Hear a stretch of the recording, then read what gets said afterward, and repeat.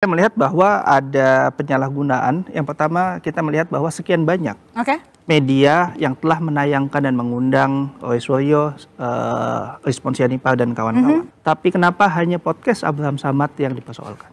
Podcast Abraham Samad itu sudah ada sejak 3 tahun lalu. Bagaimana mungkin ketika mensreya atau niatnya dibentuk pada 22 Januari 2025, tiba-tiba realisasinya itu dilakukan 2 tahun sebelum. Dan kalau bisa dilihat di podcast, ya silahkan dibuka di sini pun tidak ada masalah. Abraham Samad tidak hanya mengundang satu orang saja, tapi dia bergantian mengundang berbagai pihak untuk bicara soal politik, bicara soal hukum, bicara soal hak asasi manusia, dan bicara soal kondisi-kondisi kekinian. Pak AS ini kan adalah berawal dari seorang advokat. Ya. Yang kemudian ya kan meniti karir dari advokat hingga sampai menuju puncak yaitu ketua KPK. Artinya secara prosedur hukum Pak AS ini sangat mengetahui dan mendalami seluruh prosedur hukum dan seluruh aturan-aturan hukum yang harusnya berlaku di Indonesia. Sehingga apabila dalam suatu podcast kemudian melakukan suatu penggiringan opini untuk menyerang kehormatan seseorang, itu artinya kan sudah memasuki unsur itu terhadap suatu tindak pidana. Jadi menurut saya ya, Pak AS ini harusnya lebih profesional. Karena kenapa? Dia adalah advokat dan mungkin saat ini masih advokat. Dan saya rasa dengan statusnya sebagai advokat itu dia sudah jauh lebih tahu terkait dengan hukum, perilaku hukum yang harus dia tegakkan gitu loh. Jadi ketika dia berusaha dalam podcastnya, karena gini, terkait dengan laporan Pak Jokowi terhadap para terlapor ini, itu ada 26 postingan. Yang salah satunya mungkin postingan itu berawal dari yang dilakukan oleh Pak AS ini di dalam suatu acara-acara tertentu, sehingga acara podcast itu yang ketika dihadirkan sebagai barang bukti, alat bukti kepada penyidik oleh Pak Jokowi, menurut mereka itu ada unsur pidana, kemudian dinaikkanlah status penyelidikan menjadi penyidikan. Jadi jelas, jadi ini bukan lagi namanya kriminalisasi. Kalau kriminalisasi itu kita tidak menyerang orang. Kalau artinya dengan ada tindakan kita berusaha menyerang orang, kemudian menggiring suatu opini, menggiring pendapat-pendapat orang untuk meyakinkan orang bahwa produk yang digunakan oleh Pak Jokowi adalah produk palsu, ya ini udah bahaya. Abraham Samad yang sama sekali tidak ada relasi dengan surat perintah penyidikan, dengan surat perintah pemanggilan, tiba-tiba diperiksa dan membuat heboh nasional. Nah, jadi saya melihat inilah yang sebetulnya sangat berbahaya. Kenapa? Karena perbedaan atau disparitas perlakuan terhadap kedua belah pihak ini yang bisa menyebabkan adanya penggunaan aparat penegak hukum untuk mendukung kekuasaan tapi tidak menjaga demokrasi. Apa yang pernah penyalahgunaan kekuasaan sebetulnya dialami oleh Abraham Samad sendiri. Teman-teman masih ingat pada tahun 2015-16 terjadi proses kriminalisasi Abraham Samad dan Bambang Wijoyanto. Sebelum diperiksa kita lawan terus. Kezaliman kita lawan terus. Setelah diperiksa 56 pertanyaan selama 10 jam, setelah keluar beda lagi bahasanya. Bahwa ini kriminalisasi, kan kita bingung. Polisi mengambil tindakan hukum dibilang kriminalisasi. Tapi ketika kita waktu melakukan podcast itu kita tidak sampaikan bahwa mungkin ada aturan-aturan yang harus dibatasi. Sehingga kita jangan kebablasan gitu. Jadi kalau udah nyebut nama secara vulgar, kemudian menggiring, meyakinkan. Dalam podcast itu kan menurut saya ada motifnya adalah meyakinkan seluruh rakyat Indonesia bahwa Pak Jokowi menggunakan produk palsu. Kan ini bahaya. Ya kan? Sementara apa sih salahnya Pak Jokowi terhadap AS ini? Ingat loh ya, Pak AS ini pernah melakukan tindak pidana. Dulunya pernah ditersangkakan oleh Bareskrim. Ya kan? Kemudian Pak Jokowi juga meminta Jaksa Agung untuk melaksanakan deponering. Oh, jadi Pak Jokowi justru yang meminta Jaksa Agung mendeponering kasusnya Pak Abraham Samad. Pak Abraham Samad. Jadi ini saya bingung. Kenapa kok dia malah harusnya berterima kasih kepada Jokowi ya? Berterima kasih kepada Pak Jokowi. Kenapa malah sekarang menyerang Pak Jokowi? Kan bingung kita. Katanya mau melawan kezaliman. Kezaliman apa yang dia peroleh dari Pak Jokowi? Kebebasan loh yang dia peroleh. Harusnya dia disangkakan pasal pemalsuan terhadap seseorang bernama seorang wanita. Saya lupa itu wanitanya siapa namanya. 263 itu jelas itu ancaman di atas 5 tahun itu. Jadi harusnya lebih soft lah, lebih wise lah, lebih profesional lah sebagai seorang advokat. Apalagi sekarang mengatasnamakan aktivis. Kenapa Abraham Samad yang diundang? Padahal kita lihat banyak media lain yang juga mengundang orang yang sama. Mengundang Roy Suryo, mengundang Rizwan, tapi tidak dipanggil sama sekali oleh. Ada proses penegakan hukum yang tidak selesai. Contoh penyelidikan, dia tidak dipanggil tapi tiba-tiba langsung naik ke proses penyidikan. Bahwa memang ada perbedaan antara satu pihak yang memang terlihat mendukung pemerintah, satu pihak lagi yang mencoba untuk mengundang pihak yang kritis, mencoba juga, bahkan kalau kita lihat Abraham Samad ya, kalau kita melihat sejarahnya, dia bahkan mengundang beberapa pihak juga yang ada di posisi pemerintah. Jadi saya melihat di sini ada semacam ketidakadilan dan ini berbahaya, Pak. Apapun alasan dia itu sah-sah saja. Karena seseorang yang ketika dilaporkan kepada pihak berwajib itu punya hak yang sama untuk membela diri, Bang. Jadi kalau dia berusaha menggiring lagi opini publik bahwa dia ini tidak salah, itu ya boleh-boleh saja, Bang. Ya kan, tapi masyarakat ini juga sudah tidak bodoh, Bang. Masyarakat ini juga sudah, kita tahu lah apa tindakan dia. Sekarang yang komentar itu kan semua juga kan artinya kan masyarakat juga ikut berkomentar, Bang, terkait apa perilakunya. Itulah disitulah tugasnya penegak hukum, memang harus benar-benar objektif, transparan, kemudian akuntabel, memperlihatkan juga memang benar.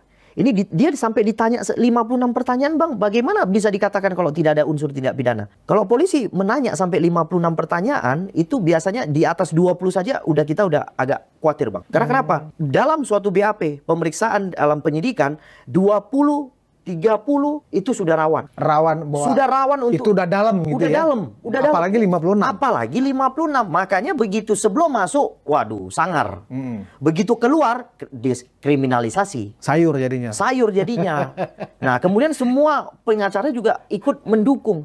Nah, menurut saya ya janganlah kita mendukung yang salah. Di sinilah ya kan kita harusnya memberikan pemahaman kepada mereka bahwa yang salah ini jangan, artinya boleh dibela, tidak dibatasi pembelaannya, tapi jangan digiring masyarakat seolah-olah kita ini tidak salah. Jangan. Bahkan kita ini harus jiwa besar. Ketika salah kita sampaikan salah. Kemarin itu ada video TikTok kalau barangkali ya dari mantan Panglima Gatot Nurmantio sampai-sampai juga membela Abraham Samad. Ingat, tolak kriminalisasi Abraham Samad.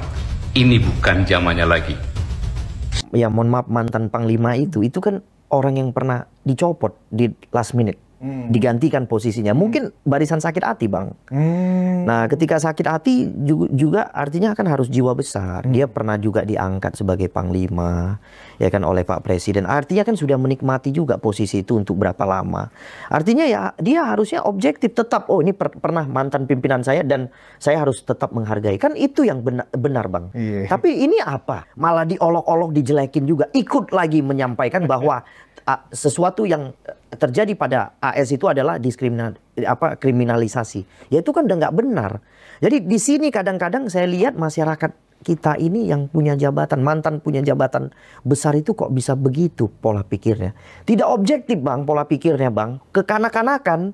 Jadi kayak kalau sakit hati kemudian seseorang yang pernah bantu kita harus injak-injak lagi gitu loh, Bang. Kalau memang logikanya adalah ini soal podcast, berapa banyak semenjak tanggal 22 Januari 2025 sampai hari ini, Mbak, media, podcast dan lain-lain mengundang Roy Suryo, mengundang Rismon Sianipar dan lain-lain.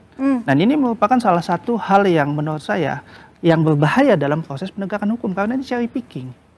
Dan salah satu yang menjadi persoalan dalam konteks rule by law itu adalah penggunaan pasal-pasal itu untuk melegitimasi kemauan dari penguasa atau pihak yang mampu mempengaruhi. Saya malah menjadi bingung dalam diskusi ini. Kenapa? Karena tadi sebagian mengatakan bahwa tidak ada yang melaporkan Abraham Samad. Abraham Samad ditemukan dari proses penyelidikan. Tapi ada penjelasan juga bahwa ini dilakukan karena ada yang melaporkan Abraham Samad. Jadi yang betul yang mana, Pak? Dan ini pun jawabannya tidak saya dapatkan dari proses penyidik, jelaskan. Yang kedua, Abraham Samad tidak pernah dipanggil dalam proses penyelidikan. Kalau yang terkait AS punya acara saya nggak pernah lihat. Tapi saya pernah nanya kepada penyidik karena kan perkara Pak Jokowi ini dan perkara kami ini disatukan, Bang. Oh, oke. Disatukan di Polda Metro Jaya, ditangani di Subdit Kamnek. Nah, di situ saya pernah tanya kepada penyidik. Penyidik bilang ada kebanyakan yang dijadikan alat bukti kalau nggak salah yang di podcast. Di Institut Joko Widodo pelaporannya 46 terakhir saya tahunya. Sekarang sudah meningkat 53 di sini. Di sini juga udah naik nih. AS untuk tayangannya ada beberapa saya lihat yang diperlihatkan itu yang tentu yang masuk unsur aja. Namun apapun itu video itu saya tidak boleh mengungkapkan di ruang publik. Kenapa? Itu merusak pemeriksaan. Tapi kalau saya lihat sih memang ada beberapa video, nggak satu. Bukan cuma podcast itu kayak banyak. Artinya nggak hanya di podcastnya dia ya? Ya, ada di orasinya juga. Di orasi-orasi ada orasinya atau juga, di kanal-kanal lain. Ya, di beberapa kesempatan bukan kan. Kanal. Ya. Memang ada orasi kan, jumpa pers kemudian ada orasi kan. Orasi, betul. Ada orasi. Mereka mengundang. Itu yang aku lihat sih. Ada beberapa yang kumpul-kumpul itu loh. Itu kan juga dijadikan bahan oleh barang bukti. Polisi. Samad ini kan kita ketahui bersama adalah penegak hukum ya. Artinya mereka tahu mana yang masuk unsur, mana yang tidak masuk unsur. Betul. Ya kan? Betul. Nah, dia kan sudah diperiksa dengan 56 pertanyaan. Artinya 26 video itu pasti sudah dikonfrontir oleh penyidik. Dikonfrontasi kepada dia. Ya kan? Nah, kalau dia diperiksa dalam tahap penyidikan, ya kan? Sementara dia merasa unsurnya tidak terpenuhi, makanya kemudian dia mengatakan ini pembungkaman, ini kriminalisasi. Betul. Menurut Bung Lecu, ini yang sedang diakalin penyidik atau penonton atau rakyat Indonesia yang sedang diakalin? Kalau penyidik sih udah nggak mungkin, Bang. Nggak mungkin. Ya, karena udah 56 pertanyaan ditanyakan dan dia sudah menjawab, Bang. Artinya menurut proses penyidikan itu kan sudah terpenuhi, Bang. Ya kan? Tetapi kalau dia keluar dari ruang penyidik, kemudian dia menyampaikan kepada publik bahwa dia dikriminalisasi, itu kan yang mendengar itu kan bukan penyidik, Bang. Ya kan? Jadi sah-sah saja gitu. Tapi faktanya kan sebenarnya dia penegak hukum, Bang. Ya. Dia kan tahu, Bang, kalau udah diperiksa 56 pertanyaan itu kan udah rawan itu, Bang, artinya. Ya kan? Artinya peristiwa itu memang sudah ada gitu. Kalau dibilang kadarnya untuk menjadi tersangka kalau sudah 56 pertanyaan itu kira-kira berapa persen tuh, Bang Ade? Dari pengalaman yang ada ya. 80 ya? 80 udah, Bang. Udah tinggi sekali. Ya. Karena kan biasanya pastinya jadi tersangka 102 pertanyaan. Oh, itu udah pasti. Oke. Dan kalau dia keberatan, Bang, dia kan boleh ngajukan pra peradilan, Bang. Kalau dia keberatan terhadap proses penyidikan itu, ya kan dia boleh ngajukan pra peradilan. Semuanya punya hak kok, Bang. Ya kan artinya bisa dia ajukan gitu. Tapi sampai sekarang dia tidak ngajukan gitu. Malah dia cuma bilang dia dikriminalisasi. Sebenarnya dia bisa buktikan dia dikriminalisasi atau tidak, ya dia ajukan pra peradilan. Ya kita dampingin orang aja, Bang. Ya 25 aja lah ya, Bang ya. Itu udah. Itu udah. Udah ngeri itu ya. Udah gak ngeri, Bang. Makanya 25 aja kalau ini gitu ya. Iya, itu khawatir kita udah. Apalagi ini 56. 56, Bang, ini. Waktu pemeriksaan pun 10 jam. Iya, 10 jam, Bang. Iya. Bang, yang diperiksa 3 jam aja bisa tersangka, Bang. Apalagi 10 jam. Apalagi 10 jam. Oke. Nah, berdebat. Jadi gini, Bang Ade. Samad kan justru mengeluarkan pernyataan yang justru di satu sisi ada unsur menantang. Di satu sisi buat pendukung mereka heroik. Apa isi pernyataannya? Saya akan melawan sampai titik darah terakhir. Kira-kira itu bagaimana ya? Pernyataan perlawanan itu maksudnya gimana itu ya? Perlawanan hukum. Karena kalau melawan maksudnya gimana tuh? Iya, maksudnya melawan secara melawan titik darah terakhir itu. Melawan dengan secara fisik gitu maksudnya. Wah, nggak bisa lah. Mana Anda bisa kita lakukan? Nah, diksi yang dia sampaikan seperti itu? Iya, pemahaman sederhananya gitu kan. Tujuannya apa? Iya, bahwa euforia aja itu saya rasa, Bang. Mereka di sini beramai-ramai menyampaikan kejahatan berkelompok. Iya, opini tersebut, pendapat tersebut yang mendiskreditkan harkat dan martabat Pak Jokowi. Sehingga menurut saya kalau dilakukan bersama-sama mungkin bisa diterapkan ya pasal 55. Turut serta melakukan. Jadi kalau kemudian ditawarkan oleh penyidik untuk menjadi JC, saya rasa tidak seperti itu, Dek. Iya. Karena kenapa? Ini dalam saya ada salah satu siaran orasi yang dilakukan oleh salah satu terlapor, Bang. Itu terang benderang, Bang. Jadi itu dilakukan itu terang benderang.